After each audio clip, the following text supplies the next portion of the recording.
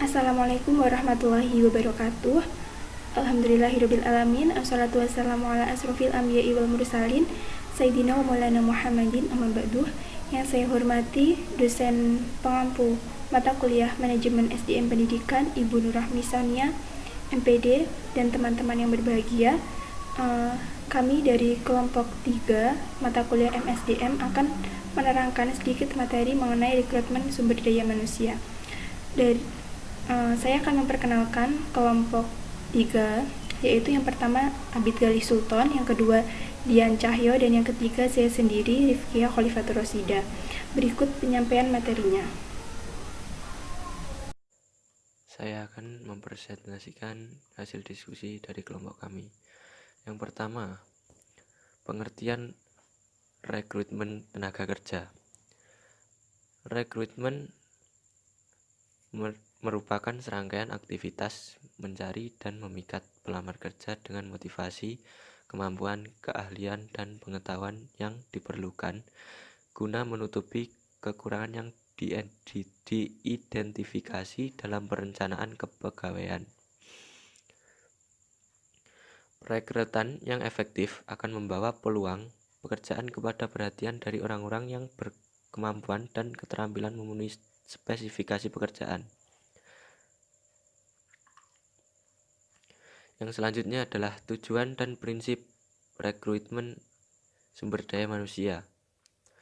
Yang pertama, tujuan rekrutmen sumber daya manusia. Tujuan dari rekrutmen menurut Stone yaitu cara memperoleh calon karyawan sebanyak mungkin sehingga memungkinkan pihak manajemen untuk memilih calon sesuai kemampuan yang dibutuhkan oleh perusahaan.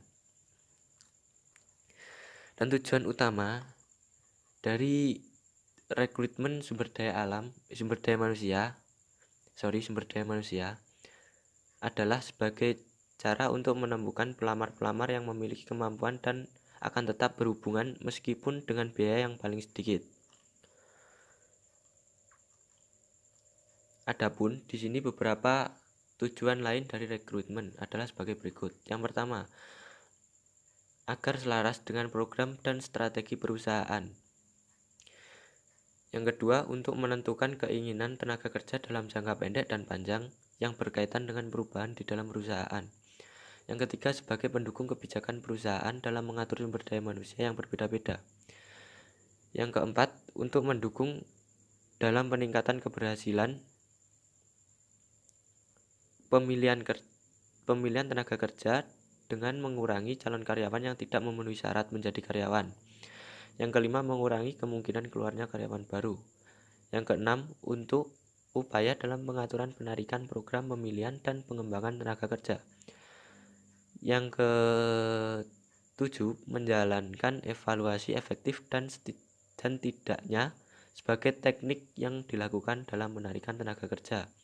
Yang delapan, sebagai pelengkap kegiatan perusahaan untuk mendukung program pemerintah dalam hal pengurangan tingkat pengangguran.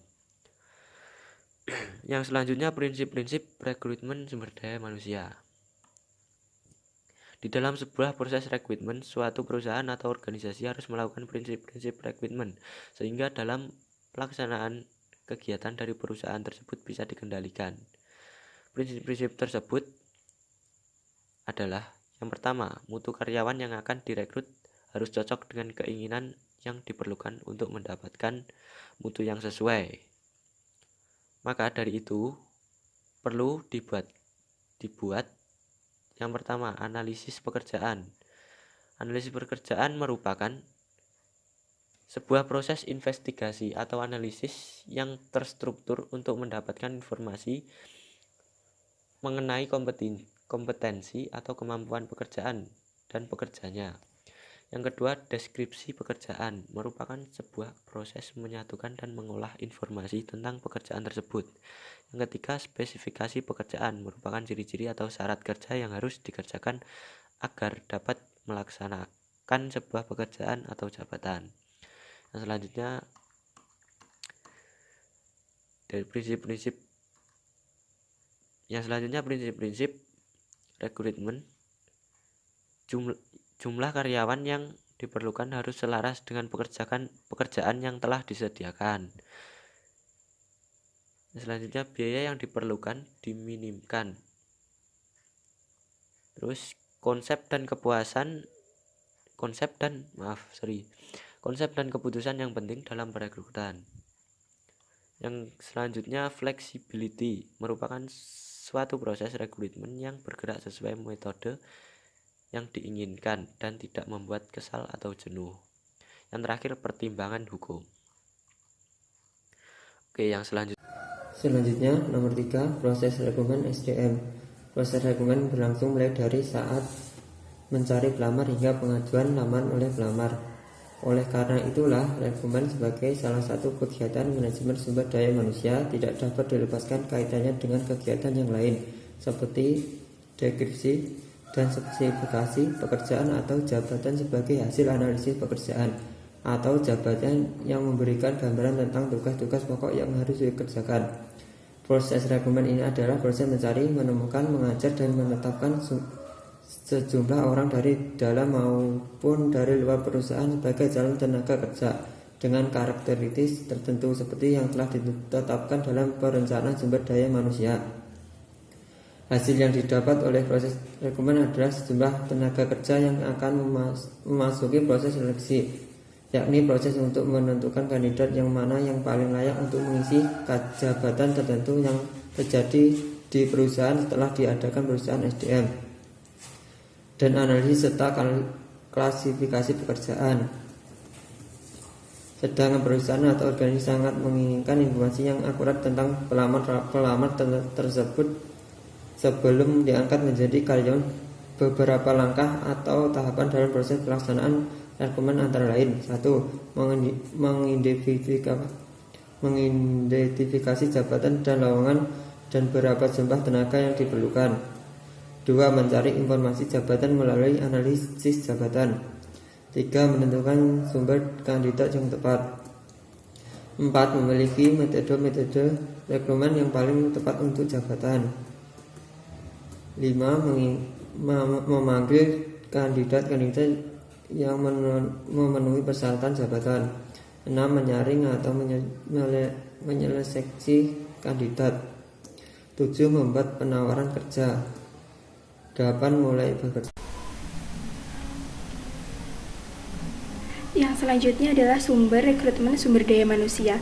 Setelah kita mengetahui spesifikasi pekerjaan karyawan yang dibutuhkan, maka kita juga harus menentukan sumber-sumber perekrutan itu sendiri.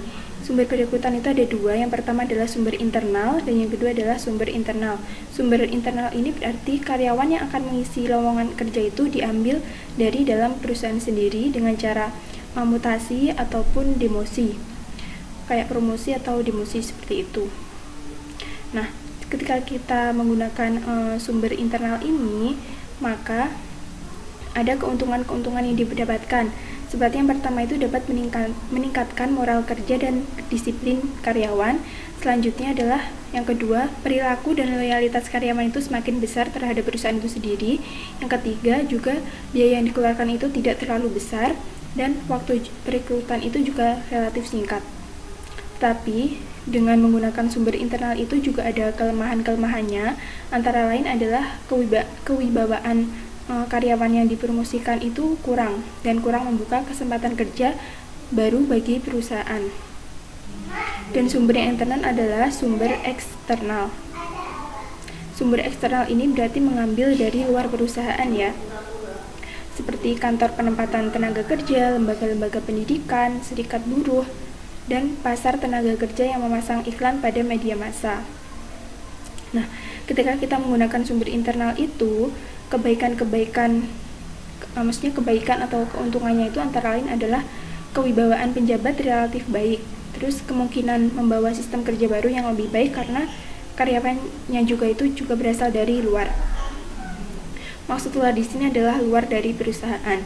Selanjutnya, apabila kita menggunakan sumber eksternal ini, kelemahan atau kekurangannya itu prestasi karyawan lama itu cenderung turun karena tidak ada kesempatan untuk promosi. Terus biaya perekrutan juga besar dan waktu perekrutan karyawan itu juga terlalu lama. Selanjutnya, saya akan menjelaskan mengenai kendala dalam proses perekrutan sumber daya manusia. Nah, kendala yang dihadapi setiap perusahaan itu tidak sama ya, tergantung perusahaan masing-masing. Tetapi garis besarnya itu hampir seperti yang akan saya jelaskan. Yang pertama itu kendala dari kebijaksanaan organisasi. Bisa dari kebijaksanaan kompensasi dan kesejahteraan, kebijaksanaan promosinya, kebijaksanaan status karyawan, kebijaksanaan sumber tenaga kerja, seperti itu. Selanjutnya ada persyaratan-persyaratan jabatan. Nah, semakin banyak persyaratan yang harus dimiliki pelamar, maka pelamar akan menjadi sedikit. Sebaliknya, jika jumlah persyaratan sedikit, maka pelamarnya akan semakin banyak. Selanjutnya adalah metode pelaksanaan perekrutan. Nah, semakin terbuka perekrutan, maka pelamarnya akan semakin banyak, dan sebaliknya, apabila perekrutan semakin tertutup, maka pelamarnya juga akan semakin sedikit. Selanjutnya adalah kondisi pasar tenaga kerja. Sebentar. Oke. Semakin besar penawaran tenaga kerja, maka akan semakin banyak pula pelamar yang serius, seperti itu. Tetapi sebaliknya, jika penawaran tenaga kerja sedikit, maka pelamarnya juga menjadi sedikit. Selanjutnya, yang kelima itu adalah soliditas perusahaan. Nah, soliditas perusahaan itu dapat diartikan sebagai kepercayaan masyarakat terhadap perusahaan. Misalnya, besarnya perusahaan tersebut. Seperti itu. Jika sudah mempunyai nama atau brand, seperti itu ya. Nah, jika soliditas perusahaan besar, maka pelamar akan semakin banyak. Sebaliknya, jika soliditas perusahaan rendah, maka pelamarnya juga akan semakin sedikit. Dan keenam atau yang terakhir adalah kondisi-kondisi lingkungan eksternal. Maksudnya, jika kondisi perekonomian tumbuh dengan cepat dan saingannya juga banyak, maka pelamar akan sedikit. Tetapi jika tingkat pertumbuhan perekonomiannya itu kecil, maka pelamarnya juga akan semakin banyak.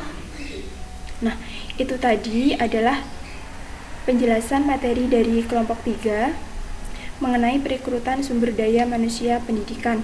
Nah, itu saja dari kelompok 3 yang bisa kami sampaikan.